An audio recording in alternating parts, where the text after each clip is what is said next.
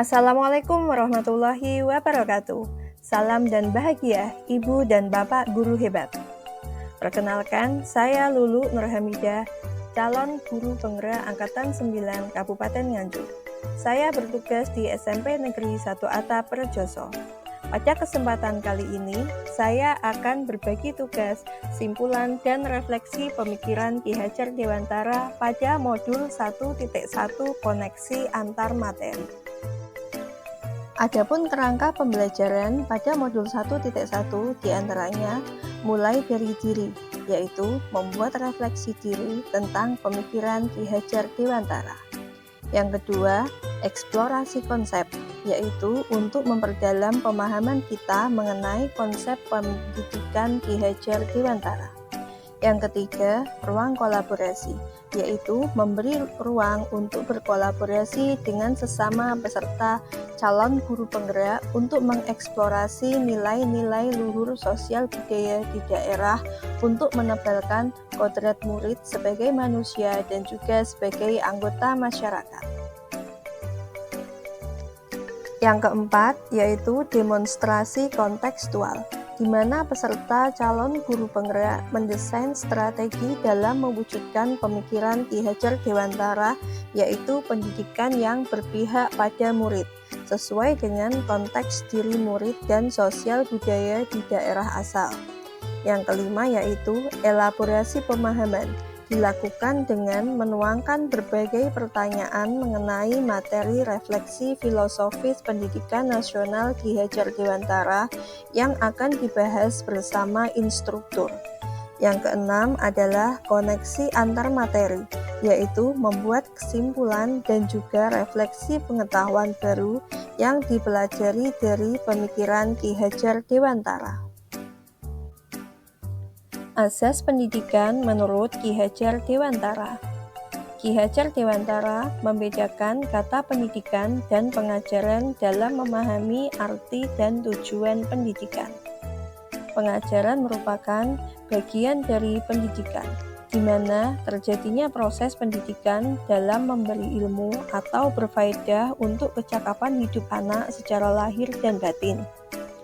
Sedangkan pendidikan merupakan tuntunan terhadap segala kekuatan kodrat yang dimiliki anak agar ia mampu mencapai keselamatan dan kebahagiaan yang setinggi-tingginya, baik sebagai seorang manusia maupun sebagai anggota masyarakat. Pendidikan menciptakan ruang bagi murid untuk bertumbuh secara utuh agar mampu memuliakan dirinya dan orang lain serta menjadi mandiri.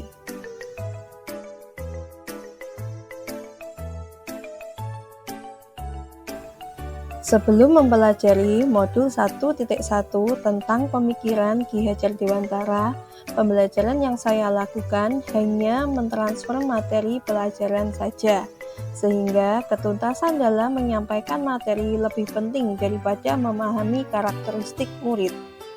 Saya pun hanya melihat nilai dari aspek kognitif saja. Oleh karena itu, di sini saya hanya mementingkan nilai tugas dan juga nilai ulangan. Jika nilai murid sudah mencapai KKM atau KKTP, maka pembelajaran dianggap sudah berhasil. Selain itu, saya pun beranggapan bahwa murid hanya sebagai objek pembelajaran, sehingga pembelajaran hanya terpusat pada guru atau menggunakan metode teacher center. Sebelumnya, saya tidak memperdulikan murid. Apakah murid sudah benar-benar paham dari apa yang saya ajarkan atau tidak? Karena fokus utama saya hanya sebatas ketuntasan pencapaian materi, mengingat materi pelajaran saya cukup banyak pada setiap semesternya.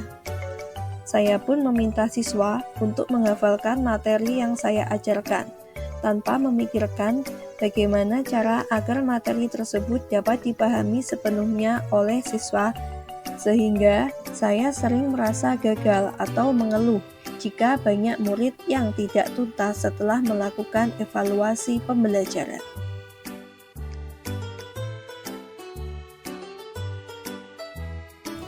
Namun, setelah saya mempelajari modul 1.1 tentang pemikiran Ki Hajar Dewantara, saya menyadari bahwa apa yang saya pikirkan dan saya lakukan selama ini belum benar. Seharusnya saya melakukan proses pembelajaran secara menyeluruh, tidak hanya aspek kognitif saja, tetapi juga meliputi aspek afektif, psikomotor, spiritual, sosial, dan juga budaya. Murid bukan sebagai objek pembelajaran, namun sebagai subjek pembelajaran. Artinya, murid memiliki kebebasan dalam berekspresi, mengemukakan pendapat, dan berkreasi sesuai dengan metode atau model pembelajaran serta media yang tepat. Guru seharusnya berperan sebagai fasilitator pembelajaran, sehingga guru harus mendampingi siswa, memfasilitasi siswa, dan juga membimbing siswa. Dalam membimbing seorang murid, maka murid harus diberikan kesempatan untuk tumbuh sesuai dengan kodratnya, yang meliputi kodrat alam dan juga kodrat zaman.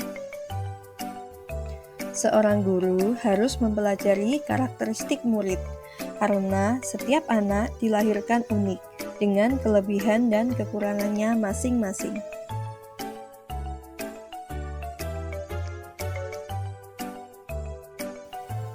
Setelah saya mempelajari pemikiran filosofis Ki Hajar Dewantara yang dapat segera saya terapkan dalam pembelajaran di kelas, antara lain merancang pembelajaran yang interaktif dan menyenangkan dengan melibatkan murid sesuai metode student center. Selain itu, saya juga menerapkan pembelajaran abad 21 yang sesuai dengan pemikiran Ki Hajar Dewantara, yaitu berpikir kritis, kreatif, komunikatif, dan kolaboratif dengan berpegang teguh pada konsep memerdekakan anak. Proses pembelajaran yang dilakukan pun tidak lagi menuntut, tetapi menuntun peserta didik, karena tugas guru adalah memberi tuntunan atau arahan yang baik kepada murid, berusaha menjadi teladan bagi murid baik dalam perkataan maupun perbuatan. Selanjutnya, saya harus mengenali karakter dan latar belakang murid dengan menjalin komunikasi yang baik. Bapak Ibu guru hebat, demikian tadi pemaparan, kesimpulan, dan refleksi modul 1.1 yang telah saya buat. Ki Hajar Dewantara mengatakan bahwa pengaruh pengajaran itu umumnya memerdekakan manusia atas hidupnya lahir, sedangkan merdekanya hidup batin terdapat dari pendidikan. Salam guru penggerak, tergerak, bergerak, menggerakkan. Wassalamualaikum warahmatullahi wabarakatuh.